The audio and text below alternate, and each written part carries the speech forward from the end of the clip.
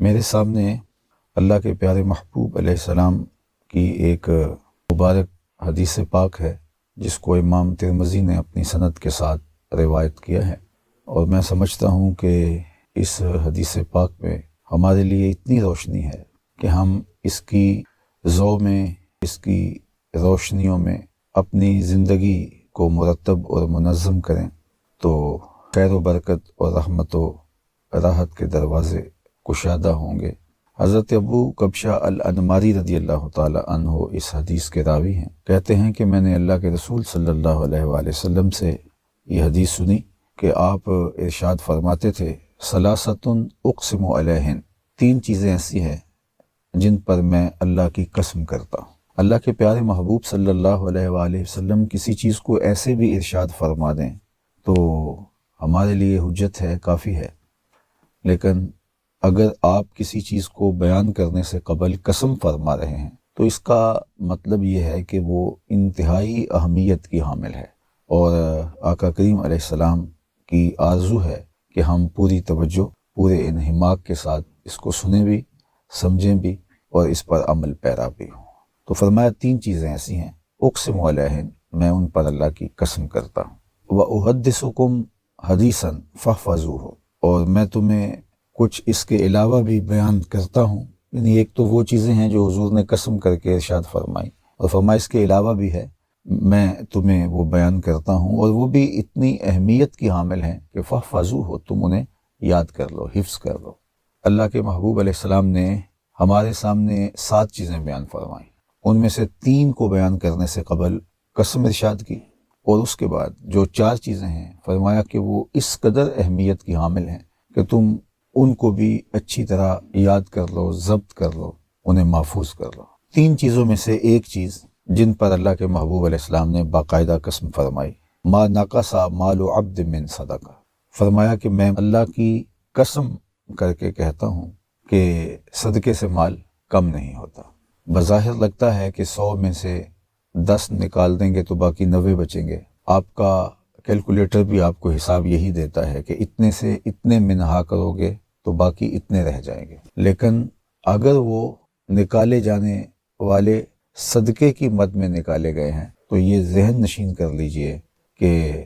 مال میں کمی نہیں آتی۔ بظاہر تو عددی اعتبار سے ایسے ہی لگ رہا ہے، لیکن اللہ تعالیٰ اس کے اندر برکت ایسی پیدا فرماتا ہے کہ کمی ہونے کی بجائے اضافہ ہوتا ہے، اور اگر صدقہ کرنے سے مال میں کمی آ جاتی تو اس امت کے سب سے غریب شخص کا نام، سب سے مفلس شخص کا نام ابو بکر صدیق ہوتا، کہ جنہوں نے اپنا سارا مال راہ خدا میں لٹا دیا۔ تو صدقے سے مال گھٹتا نہیں ہے، صدقے سے مال کم نہیں ہوتا، بلکہ اللہ صدقے کے ذریعے سے مال میں برکت پیدا کر دیتا ہے اور اضافہ فرماتا ہے۔ دنیا کے اوپر بھی ہمیں دیکھنے کو ملتا ہے کہ راہ خدا میں بانٹنے والے، صدقہ و خیرات کرنے والے آسودہ رہتے ہیں اور ان کے اموال میں کمی نہیں آتی، لیکن جو اجر، جو صلہ، جو برکتیں اور جو اللہ اس صدقے کے صلے میں آخرت میں انہیں عطا فرمانے والا ہے، وہ تو کسی ترازو پہ نہیں تولا جا سکتا۔ ہمارے خیال، ہمارا فہم و ادراک اس کی حدود کو بھی نہیں چھو سکتا جو اللہ تعالیٰ بندوں کو صدقے کے صلے میں عطا فرمائے۔ تو راہ خدا میں بانٹنے والے، خیرات کرنے والے مت سمجھیں کہ ان کے مال میں کوئی کمی آتی ہے۔ اللہ تعالیٰ جل شانہ اموال میں اضافہ اور برکت پیدا فرماتا ہے، اور یہ بات اللہ کے محبوب علیہ السلام نے باقاعدہ قسم کر کے کہی، ما نقص مال عبد من صدقہ، کہ میں قسم کر کے کہتا ہوں کہ صدقے سے مال کم نہیں ہوتا، گھٹتا نہیں۔ دوسری بات ارشاد فرمایا کہ ولا ظلم عبد مظلمۃ فصبر علیہا الا زادہ اللہ عزا، کہ جب کوئی شخص ظلم کو سہ جاتا ہے اور اس کے مقابلے کے اندر اس طرح کا رد عمل نہیں دیتا تو بظاہر تو ایسا لگتا ہے کہ اس شخص نے کمزوری دکھائی، لیکن امن عامہ میں خرابی پیدا نہ ہو اور ماحول میں تلخیاں نہ آئیں تو بعض اوقات اپنے رشتہ داروں سے، اعزاء و اقربا سے، دوستوں سے ہم بہت ساری چیزیں برداشت کرتے ہیں۔ اب لگتا یہ ہے کہ شاید اس نے یہ چیز برداشت کر لی، کسی نے سخت بولا تو گوارا کر لیا، کسی نے زیادتی کی تو گوارا کر لیا، تو یہ تو رسوا ہو گیا۔ اللہ کے محبوب فرماتے ہیں جب بندہ ظلم پر صبر کرتا ہے تو اللہ جل شانہ اس کے بدلے میں اس کو عزت عطا فرماتا ہے۔ اس کی آبرو میں کمی نہیں آتی بلکہ اللہ اس کی آبرو میں اضافہ فرماتا ہے۔ یہ بات ذہن میں رکھیے گا کہ ذاتی طور پہ جو ہمیں تکالیف پہنچتی ہیں معاشرے کی جانب سے، لوگوں کی جانب سے، اس کو سہ لینا یہ بڑی بات ہوتی ہے۔ بعض اوقات ایسا ہوتا ہے کہ لوگوں پر جور و ظلم اور جبر کے بازار گرم ہو جاتے ہیں تو اس کے خلاف کھڑا ہونا ہوتا ہے تاکہ ظلم اور جور اور جبر ختم ہو جائے، وہ ایک الگ چیز ہے اور اس کی بھی ہمیں ترغیب دی گئی ہے۔ لیکن عمومی طور پہ ہمارے ساتھ زیادتیاں ہوتی رہتی ہیں تو ہم اپنا حق چھوڑتے ہیں، ہم صبر کر جاتے ہیں، برداشت کر جاتے ہیں۔ اس پر اللہ تعالیٰ جل شانہ نے اجر، صلہ اور جزا رکھی ہے اور عزتوں میں اضافے کی نوید سنائی ہے۔ تیسری چیز ارشاد فرمائی وَلَا فَتَحَ عَبْدٌ بَابَ مَسْأَلَةٍ إِلَّا فَتَحَ اللَّهُ عَلَيْهِ بَابَ فَقْرٍ اور کلمةً نَحْوَهَا۔ اللہ کے محبوب علیہ السلام نے ارشاد فرمایا کہ تیسری بات یہ ہے کہ جب کوئی شخص سوال کا دروازہ کھولتا ہے، مانگنے لگ جاتا ہے اپنی ضرورت کے لیے، کسی اور کے لیے ترغیب دلانا، معاشرے کے کمزوروں کے لیے لوگوں کو جھولی پھیلا کے بھی کہنا کہ میں حاضر ہوا ہوں اور ان کی ضرورت کو پورا کرنا ہے، اراملہ ہیں، مساکین ہیں، یتامہ ہیں، مفلوق الحال ہیں، مدارس دینیہ ہیں، مساجد کے لیے اس نے فنڈ ریزنگ کی، وہ اپنی ذات کے لیے نہیں، یہ جو اپنی ذات کے لیے مانگنا شروع کر دیتا ہے اللہ جل شانہ اس کے لیے محتاجی کا دروازہ کھول دیتا ہے۔ اور ہم نے دیکھا ہے، آپ نے بھی ملاحظہ کیا ہوگا کہ جو لوگ مانگنا شروع کر دیتے ہیں پھر ساری زندگی مانگتے ہی رہتے ہیں، حتیٰ کہ میں نے دیکھا ہے جو قرض مانگنے کے عادی ہو جاتے ہیں تو وہ بھی پھر مانگتے ہی رہتے ہیں، ان کی ضرورتیں پوری نہیں ہوتی۔ تو مصائب، تکلیفیں، آلام، مشکلیں، بھوک، افلاس، یہ چیزیں انسان کی زندگی کے ساتھ جڑی ہیں، تو کبھی ان کا سامنا کرنا پڑے تو صبر اور استقامت کے ساتھ، حوصلے کے ساتھ ان کا سامنا کرنا چاہیے، واویلا نہیں کرنا چاہیے اور ہاتھ نہیں پھیلانا چاہیے۔ اور جو اللہ کی طرف سے آنے والی اس آزمائش پہ راضی ہیں کہ مالک کوئی بات نہیں، خوشحالیاں بھی تو نے عطا کی تھیں، آج حالات تھوڑے تلخ ہیں تو کوئی بات نہیں، ہم صبر کر کے اس وقت کو بھی گزار لیں گے اور ہم تیرا شکر ادا کرتے ہیں، تو نے ہمیں خوشحالیاں بھی عطا کی اور آج اگر مشکل ہے تو ہم صبر کر کے تیرے ہی شکر گزار ہیں۔ تو یہ تین چیزیں حضور نے قسم کر کے کہیں۔ سب سے پہلی چیز ما نقص مال عبد من صدقہ، کہ صدقے سے مال کم نہیں ہوتا۔ دوسری بات یہ ارشاد فرمائی کہ جب کوئی شخص زیادتی سہ جاتا ہے اور اس پر رد عمل نہیں دیتا، معاشرے کے امن کے قیام کے لیے اور فساد اور شر سے ماحول کو بچانے کے لیے وہ برداشت کر لیتا ہے اور صبر کر لیتا ہے، تو فرمایا کہ اللہ جل شانہ اس کے لیے عزتوں کے در کشادہ کر دیتا ہے، اس کی آبرو میں کمی نہیں ہوتی، آبرو میں اضافہ ہوتا ہے۔ تیسری بات ارشاد فرمائی کہ جو شخص سوال کا دروازہ کھول دیتا ہے اللہ تعالیٰ جل شانہ اس کے لیے پھر محتاجی کا در کشادہ کر دیتا ہے، پھر وہ ساری زندگی محتاج ہی رہتا ہے، اس کی ضرورتیں ہی پوری نہیں ہوتی۔ یہ تین چیزیں تو قسم کر کے کہیں اور پھر فرمایا کہ میں تمہیں اس کے علاوہ بھی کچھ بتانے والا ہوں، ان کو اچھی طرح سے یاد کر لو، اپنے حافظے میں محفوظ کر لو۔ وَأُحَدِّثُكُمْ حَدِيثًا فَاحْفَظُوهُ قَالَ إِنَّمَا الدُّنْيَا لِأَرْبَعَةِ نَفَرٍ، دنیا چار طرح کے لوگوں کے لیے ہے، یعنی میں اور آپ اگر دیکھیں تو ہم ان چار میں سے کسی ایک دائرے میں ضرور آئیں گے۔ سب سے پہلا شخص عبد رزقہ اللہ مالا وعلما فہو یتقی فیہ ربہ، پہلا وہ شخص جس کو اللہ تعالیٰ جل شانہ نے مال بھی دیا اور اللہ تعالیٰ نے علم بھی عطا فرمایا، مال بھی عطا کیا اور علم کا نور بھی نصیب فرمایا، اور ان دونوں کے لیے جو لفظ استعمال ہوا وہ رزقہ اللہ مالا وعلما، صرف مال ہی رزق نہیں ہے جس طرح عمومی طور پر سمجھا جاتا ہے، علم بھی رزق ہے، بلکہ ایک روایت میں آتا ہے کہ بہترین رزق جو عبد کو، بندے کو دیا گیا وہ صبر ہے، کیونکہ یہ رزق اگر عطا کر دیا گیا تو کتنے مسائل ہی ختم ہو جاتے ہیں۔ زندگی تو مشکلات سے، مصائب سے، آلام سے، تکلیفوں سے، تلخیوں سے عبارت ہے، زندگی تو نام ہی اسی کا ہے۔ تو اگر کوئی شخص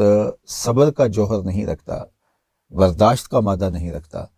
تو اس کی تلخیاں کتنی زیادہ ہوں گی، وہ تو ہر وقت چیختا چلاتا رہے گا۔ تو اب صبر اگر کسی کو عطا کر دیا گیا تو اس کو بہت بڑا رزق عطا کر دیا گیا۔ تو رزق صرف مال ہی نہیں ہے، کھانے پینے کی اشیاء ہی نہیں ہے، رزق علم بھی ہے، رزق صبر بھی ہے، اچھے اخلاق بھی رزق ہیں، صالح اعمال بھی رزق ہیں جو بندے کو اللہ تعالیٰ نے عطا فرمائے۔ تو فرمایا کہ پہلا وہ شخص جس کو اللہ تعالیٰ نے مال بھی عطا کیا اور علم کا جمال بھی عطا فرمایا، دونوں چیزیں اس کا مقسوم ہوئیں۔ فَهُوَ يَتَّقِي فِيهِ رَبَّهُ وَيَصِلُ فِيهِ رَحِمَهُ، وہ اللہ سے ڈرتا ہے اس مال کو کمانے میں، مال کو خرچ کرنے میں، اس علم کے حصول میں، اس علم کو پھیلانے میں، وہ اللہ سے ڈرتا ہے اور بہت محتاط زندگی گزارنے کی کوشش کرتا ہے کہ مال کے حوالے سے مجھ سے کوئی کوتاہی نہ ہو جائے۔ اللہ نے مجھے علم دیا ہے تو میں اس علم پر عمل پیرا بھی ہوں، تو وہ ڈرتا ہے اللہ سے اور اس کے حق کو بھی پہچانتا ہے، یعنی مال کا حق ہے اس کی زکوٰۃ دی جائے اور باقی صدقات و خیرات کے ذریعے سے مال کا حق ادا کیا جائے، تو وہ اس کو ادا کرتا ہے۔ اسی طرح علم کا جو حق ہے کہ کسی نے سوال کیا تو اس کا جواب دینا اور ضرورت کے وقت رہنمائی کرنا لوگوں کی، اللہ کی مخلوق کی، اور علم پر عمل پیرا ہونا، تو یہ ساری چیزیں اس کی زندگی میں شامل ہیں۔ علم کی وجہ سے وہ مال کو بھی صحیح جگہ پہ خرچ کرنے کی صلاحیت رکھتا ہے۔ بعض اوقات ہوتا ہے کہ علم نہ ہونے کی وجہ سے ہم خرچ تو کرتے ہیں لیکن اس کا نتیجہ نہیں پاتے۔ مثال کے طور پہ ایک شخص نے مسجد بنا دی، کتنا اچھا کام ہے، لیکن بنائی کہاں کہ گلی کے ایک کونے پہ مسجد موجود تھی تو دوسرے کونے پہ بنا دی۔ تو کام تو اس نے اچھا کیا مسجد بنانے کا، لیکن وہ پہلی مسجد اجڑ گئی، اس کی رونق ختم ہو گئی، نمازی ادھر آ گئے، نمازی تقسیم ہو گئے، تو ایک گلی کے اندر دوسری مسجد کی ضرورت نہیں تھی۔ تو وہ اگر کسی ایسے محلے میں جاتا جہاں مسجد کی ضرورت تھی تو وہاں جا کے مسجد بناتا، تو وہ علم اس کو بتاتا کہ یہاں ضرورت نہیں ہے، وہاں ضرورت ہے۔ وہی کام جو اس نے کیا ہے اس میں اجر و ثواب وہ پاتا۔ اور بہت سارے ہمارے ایسے معاملات ہیں کہ ہم نیکی سمجھ کے کر رہے ہوتے ہیں، لیکن اس سے معاشرے کے اندر شر، فساد، فتنہ اور اختلاف اور کیا کچھ پیدا ہو جاتا ہے۔ تو علم بتاتا ہے، اگر اللہ تعالیٰ کسی کے باطن کو علم کے نور سے مالا مال کر دے تو وہ پھر علم کے ذریعے سے اپنے مال کو خرچ کرے گا، اور کہاں خرچ کرنا ہے اور کہاں اس کی ضرورت ہے اور کہاں اس کی زیادہ ضرورت ہے، ترجیح کیا ہے، یہ ساری چیزیں وہ جانے گا اس علم کے ذریعے سے۔ اور ارشاد فرمایا کہ وہ شخص صلہ رحمی بھی کرتا ہے، یعنی یہ نہیں کہ پیسے آگے ہیں تو رشتہ داروں سے دور ہٹ گیا، اعزاء و اقربا کو چھوڑ بیٹھا اور ان کی ضرورتوں کا اس نے خیال ہی نہ رکھا۔ اب تو اللہ نے مال کے ذریعے سے اس کو ممتاز کیا ہے تو وہ خاندان کو سنبھالنے کی کوشش کرے، اپنے رشتہ داروں اور اعزاء و اقربا کو سپورٹ کرے، ان کی مدد اور نصرت کرے، ان کے مشکل کے وقت کام آئے، چونکہ اللہ نے اس کو مالی طور پہ آسودہ بنایا ہے، تو وہ اس بات کا خیال رکھتا ہے، رشتہ داریاں نہیں ٹوٹنے دیتا اور اپنے مال کو لوگوں کی، بالخصوص رشتہ داروں کی ضرورت کے لیے۔ اور پھر ارشاد فرمایا وَيَعْلَمُ لِلَّهِ فِيهِ حَقًّا، اور اس میں جو اللہ کا حق ہے اس کو بھی پہچانتا ہے، یعنی مال کے اندر اللہ کا حق ہے، زکوٰۃ 2.5% ادا کرنا ہوگی، صدقات واجبہ ہیں، اس طرح یہ صدقہ فطر اب عید کے موقع پہ آنے والا ہے، اور دیگر جو مال سے جڑی ہوئی عبادتیں ہیں جس طرح حج ہے، استطاعت پر حج کرنا لازم اور ضروری ہے، تو اس حق کو بھی پہچانتا ہے جو اللہ تعالیٰ نے مال کی وجہ سے اس کے اوپر لازم کیے ہیں، اور ان کو ادا کرتا ہے، اور ویسے بھی ضرورت مندوں کی ضرورت کی تکمیل کرتا ہے جیسا کہ ابھی گزرا۔ تو ارشاد فرمایا کہ فہذا بافضل المنازل، یہ درجے کے اعتبار سے بہتر ہے، اللہ تعالیٰ جل شانہ اس کو بہترین مقام اور مرتبہ اور درجہ عطا فرمانے والا ہے کہ اس نے لوگوں کی ضرورت کو بھی محسوس کیا، اس نے مال کا حق بھی ادا کیا، اور یہ مال کے کمانے اور خرچ کرنے میں اللہ سے ڈرتا بھی رہا، مال کے فتنوں سے بھی بچا، مال کی وجہ سے غرور، تکبر، رعونت، یہ ساری چیزیں جو اس کے ساتھ جڑی ہوئی آتی ہیں ان سے بھی اللہ کے دیے گئے علم کی وجہ سے، اس کی توفیق سے، اس کے فضل و کرم سے، ان چیزوں سے بھی اس نے اپنے آپ کو دور رکھا، اور اس کا علم نافع تھا جس نے اس کی مدد کی اور اس کی نصرت کی اور اس کو صحیح راہ دکھایا۔ تو یہ اس کائنات میں سب سے بہترین جگہ پر، بہترین اعلیٰ مقام اور درجے پر ہے۔ اب میں اور آپ دیکھیں، یا تو ہم اس مقام پہ ہیں کہ اللہ نے ہمیں علم بھی عطا کیا ہے اور اللہ جل شانہ نے ہمیں مال بھی عطا کیا ہے، اور ہم مال کا حق ادا کرتے ہیں، اللہ سے ڈرتے ہیں، صلہ رحمی کرتے ہیں، ایک تو یہ درجہ ہے۔ دوسرا درجہ اللہ کے محبوب علیہ السلام نے ارشاد فرمایا وَعَبْدٌ رَزَقَهُ اللَّهُ عِلْمًا، وہ بندہ جس کو اللہ تعالیٰ نے علم عطا کیا، وَلَمْ يَرْزُقْهُ مَالًا، لیکن اس کو مال عطا نہیں کیا گیا۔ علم کا نور تو نصیب ہے اس کو، لیکن مفلوق الحال ہے، اس کے پاس مال نہیں ہے، مال و متاع سامان دنیا نہیں ہے۔ اب وہ شخص جو علمی طور پہ تو اللہ جل شانہ کی کرم نوازیوں سے مالا مال کیا گیا، لیکن مالی طور پہ وہ آسودہ نہیں ہے، تو وہ اللہ کی بارگاہ میں ایک آرزو کرتا ہے۔ فہو صادق النیہ، پہلے فرمایا کہ وہ نیت کا سچا ہے، سچی نیت کے ساتھ وہ آرزو کرتا ہے۔ یقول، وہ کہتا ہے لو ان لی مالا، اگر میرے پاس مال ہوتا، لعملت بعمل فلان، تو میں بھی فلاں کی طرح اچھے اعمال کرتا، مال کو جس طرح اس نے اللہ کا گھر تعمیر کیا، جس طرح مسجدیں بنوائیں، اس نے مدارس دینیاں کھڑے کیے، ضرورت مندوں کی ضرورت کو پورا کیا، مفلوق الحال لوگوں کی ضرورت میں ان کے کام آیا، معاشرے میں اس کا وجود برکت کا سبب و ذریعہ بنا، اور جہاں جہاں ضرورت ہوئی وہ کھڑا ہوا اور اپنے مال کو اس نے بے درے خرچ کیا۔ تو وہ کہتا ہے کہ اگر میرے پاس مال ہوتا تو میں بھی ایسے کرتا۔ اور یہ پہلے فرما دیا کہ ہے وہ صادق النیہ، اگر اس کے پاس ہوتا تو واقعہ ہی کرتا۔ یعنی ایک ہوتا ہے کہ بندے کے پاس مال نہیں ہوتا تو بندہ بہت ساری باتیں کرتا ہے کہ میرے پاس مال ہو تو یوں کروں گا، جب آ جاتا ہے تو پھر اس کو وہ ساری چیزیں بھول جاتے ہیں۔ ہمارے بزرگ ایک مثال بتایا کرتے تھے کہ ایک شخص کھجور توڑنے کے لیے درخت پہ چڑھا، تو آپ کو پتہ ہے کھجور کا درخت اتنا لمبا ہوتا ہے، تو وہ جب بہت اوپر گیا تو وہاں ایک سانپ تھا، تو اس کے تو ہاتھ پاؤں پھول گئے، اور اس نے کہا مالک اس سانپ کے قہر و غضب سے مجھے بچا لے، میں تیری راہ میں ایک اونٹ ذبح کروں گا، خیرات کروں گا۔ اور نیچے سرکنے لگا، لیکن وہ پھنکار رہا تھا، تھوڑا سا نیچے آیا تو کہا مالک اگر تو مجھے اس سانپ کے قہر و غضب سے بچا لے تو میں تیری راہ کے اندر ایک گائے ذبح کروں گا۔ اور پھر اور نیچے آ گیا، لیکن خطرہ ابھی موجود تھا اور وہ سانپ ابھی پھنکار رہا تھا، تو لیکن تھوڑا سا اس کی پہنچ سے نیچے آ گیا، کہا اے اللہ اگر تو مجھے اس سانپ کے قہر سے بچا لے تو میں تیری راہ میں بکری ذبح کروں گا۔ اور پھر اور تھوڑا سا نیچے آ کے کہنے لگا مالک میں تیری راہ میں مرغی ذبح کروں گا، تیری راہ میں خیرات کر دوں گا۔ اور پھر چھلانگ لگاتے ہوئے کہا کہ مالک میرے تو گھر میں ایک انڈا پڑا ہوا ہے، میں جا کے وہی تیری راہ میں پیش کر دوں گا۔ تو اب وہاں اس کی نیت کیا تھی؟ پھر نیچے آیا تو کہاں انڈے تک آ پہنچا۔ تو میں نے بہت لوگوں کو دیکھا جب ان کے پاس مال نہیں ہوتا تو وہ کہتے ہیں اگر ہمارے پاس مال ہوا تو ہم یہ بھی کر دیں گے، یہ بھی کر دیں گے، یہ بھی کر دیں گے۔ جب مال آتا ہے تو یا تو وہ بھول جاتے ہیں، یا پھر وہ کہتے ہیں جی ابھی ہم اس مال کو اور کام میں لگا رہے ہیں، اس سے اور زیادہ پیسے ہوں گے تو پھر انشاءاللہ اس سے بڑا کام کریں گے۔ وہ ساری زندگی اس سے پھر بڑا ٹارگٹ لیتے ہیں، پھر اس سے بڑا ٹارگٹ لیتے ہیں، پھر اس سے بڑا ٹارگٹ لیتے ہیں، اور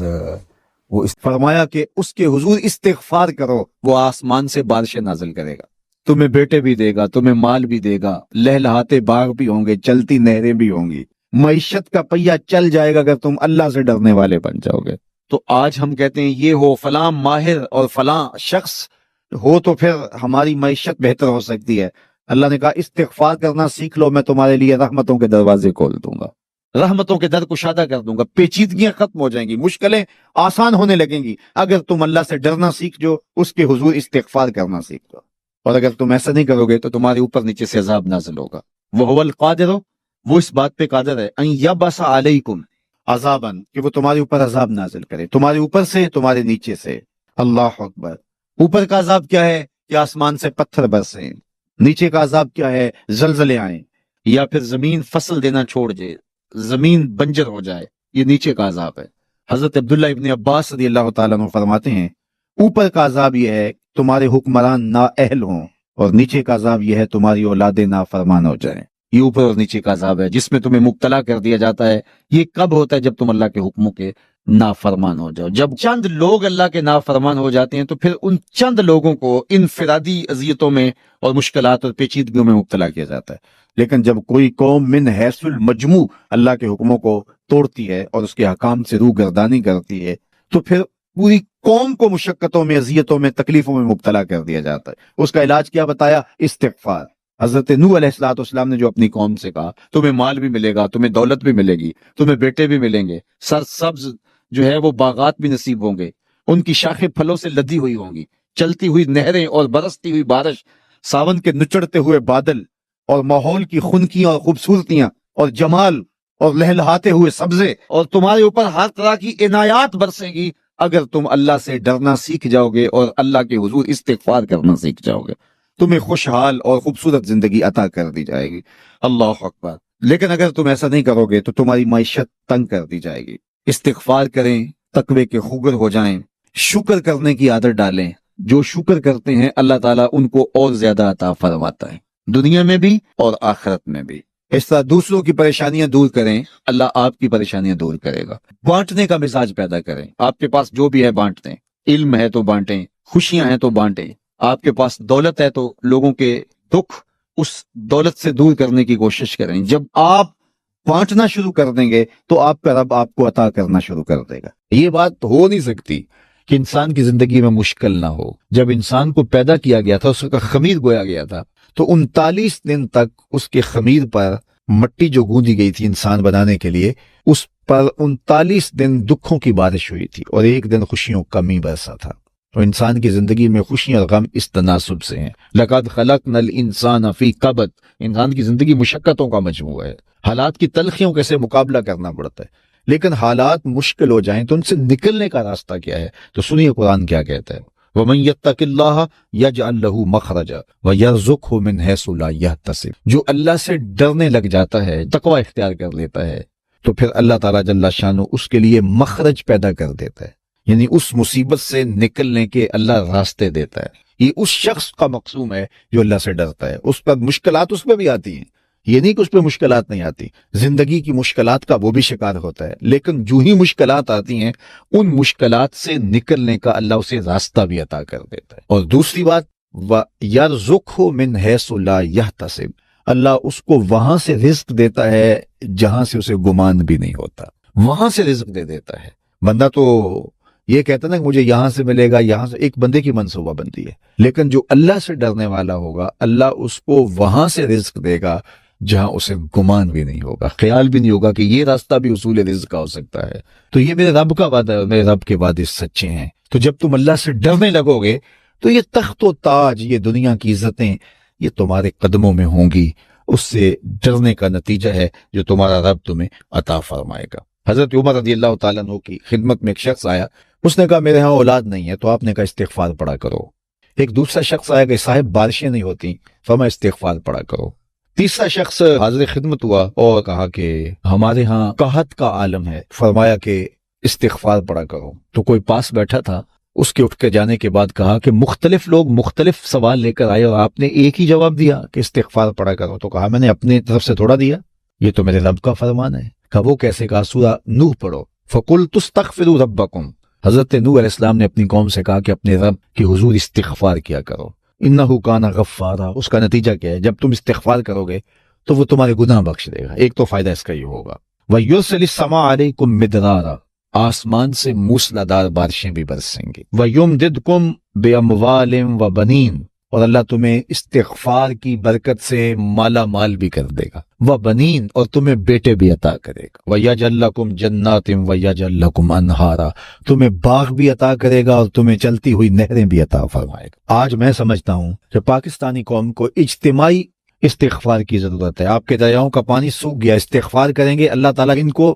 پانیوں سے مالا مال کر دے گا، بارشیں ہوں گی، قحط سالیاں دور ہوں گی، بے اولادوں کو استغفار سے اولاد نصیب ہوگی، اور معیشت کی بہتری جو ہے وہ استغفار کے ذریعے سے ہوتی ہے۔ تو یہ 5 چیزیں بیان فرمائیں، تو استغفار سے خوشحال زندگی کا تصور ابھرتا ہے۔